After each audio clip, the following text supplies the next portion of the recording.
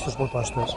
I avui podríem parlar de turisme, un dia com avui, que comença l'exposició de flors, que comença aquests dies d'especial interès pels ciutadans i per tota aquella gent que ens vol acompanyar, el model turístic de la nostra ciutat. En aquest sentit, m'acompanya en Sergi Nuts, que és el candidat número 3 de la nostra llista, en el qual combinarem quines són les dues línies mestres de la nostra acció de turisme. Una, la que jo us comentaré, és consolidar. Consolidar el que hem fet amb una visió de que el turisme a Girona, Girona com a tal, té sentit si representa el conjunt de possibilitats que té el seu entorn. La gent quan ve a Girona i decideix agafar un hotel o poder anar a un càmping, si en el futur podem fer un càmping adequat, no ha de venir aquí per unes hores. Ha de fer de Girona la seu que li permeti fer activitats a la costa, anar a la platja, veure les riqueses que té el seu entorn i alhora veure que aquesta ciutat històrica, que aquesta ciutat que té una activitat cultural potent, pot atraure'l i permetre fer de la seva estada allò que diríem, que al final t'acabi dient m'agradaria viure a Girona, m'agradaria viure en aquesta ciutat. Un element que també considerem que cal consolidar definitivament és el Barri Vell i la proposta que consensuarem amb tots els grups i amb la societat civil és ja fer una proposició ben feta, ben formada, que sabem que serà d'èxit, que és convertir el Call en patrimoni històric de la humanitat. Patrimoni de la humanitat. Això acabaria de completar el que s'ha fet durant tots aquests anys per fer del nostre barri històric i del Call especialment un centre d'atenció internacional. A això li acompanyarem, el que ara us dirà en Sergi, de veure i mirar el zoom més enllà. El zoom, com us deia, de la ciutat i el seu context. A veure, l'altra gran línia en la qual volem esmerçar els esforços els propers anys és en promoure l'ecoturisme. És a dir, en crear les condicions perquè la ciutat de Girona sigui un punt de referència a nivell europeu i a nivell internacional en sostenibilitat. Això què vol dir? Si, per exemple, en lloc de plantejar un nou gran equipament arquitectònicament molt espectacular, plantegem nous equipaments ambientalment exemplars, potser el que farem és que generarem un referent, un exemple que altres localitats voldran conèixer i voldran venir a descobrir. Això passa en ciutats europees. En aquests moments nosaltres som els que ens anem a altres llocs d'Europa a buscar referents de ciutats sostenibles. I això crea tota una dinàmica turística, dinàmica de turisme de negocis, de turisme de coneixement, de turisme cultural relacionat amb la sostenibilitat. Per tant, el primer gran eix és aquest. Per posar-vos només un exemple sobre això, nosaltres aquest any des de la universitat estem intentant organitzar un curs sobre sostenibilitat a les ciutats i hem convidat gent de la ciutat alemanya de Freiburg. Què ens hem trobat? Que no poden venir perquè tenen l'agenda plena. És a dir, la ciutat de Freiburg és un referent tan gran a nivell mundial que els estan convidant permanentment a tot arreu a fer ells presentacions del que fan.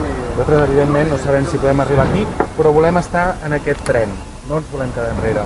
I això va acompanyat no només de la ciutat, sinó de tot el que l'envolta. És a dir, el riu Ter, ha de ser un corredor d'ecoturisme, ha de ser un recurs que serveixi per fer activitat de lleure, sigui en bicicleta, sigui en piragua, però també que sigui de descoberta de la natura. Hem d'aconseguir que els gironins i la gent de fora, quan vinguin, diguin, ostres, resulta que aquí tenim tantes espècies en aquest lloc tan particular com és Girona, a la seva illa del Ter, que la gent vulgui anar-ho a conèixer de prop. Què més? Volem, a més, que Girona esdevingui com l'estació des de la qual el públic atret per l'ecoturisme es dirigeixi a tots els altres nodes d'interès de les nostres comarques, no? Siguin els aiguamolls, siguin els Pirineus, sigui l'estany de Banyoles. Què vol dir això?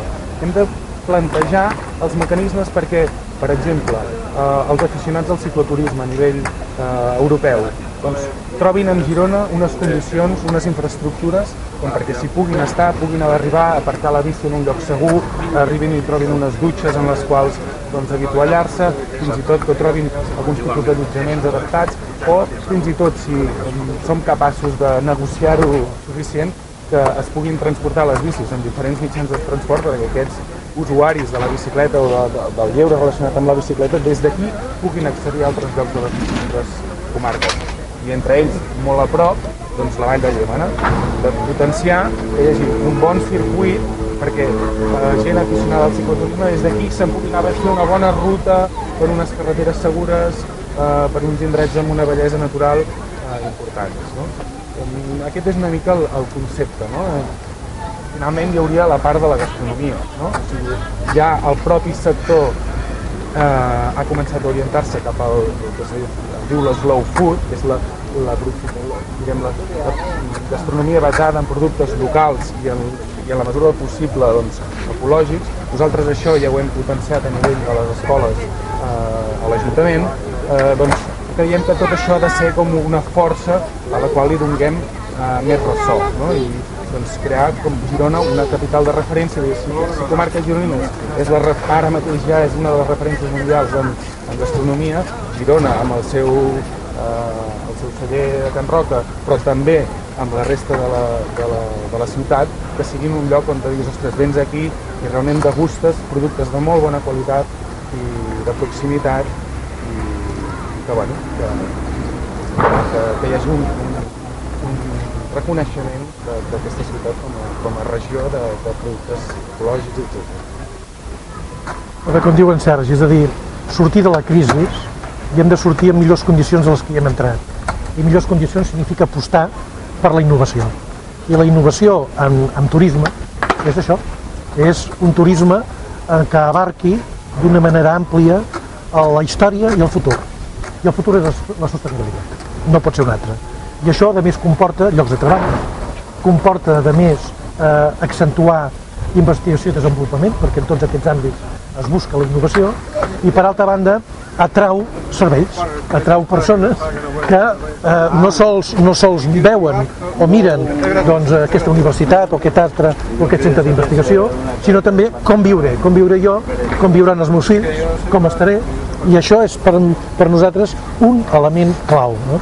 Per tant, anem a tocar de peus a terra, els ecologistes, els que veiem el món no solament a un pam de nas, sinó el veiem com va de ser perquè els nostres fills el puguin mantenir millor que nosaltres, en aquesta ciutat penso que som el futur i que per tant, perquè aquest futur se concreti en aquest present amb accions d'aquest tipus, consolidarem, estic segur, la nostra opinió, a l'abast de les nostres propostes.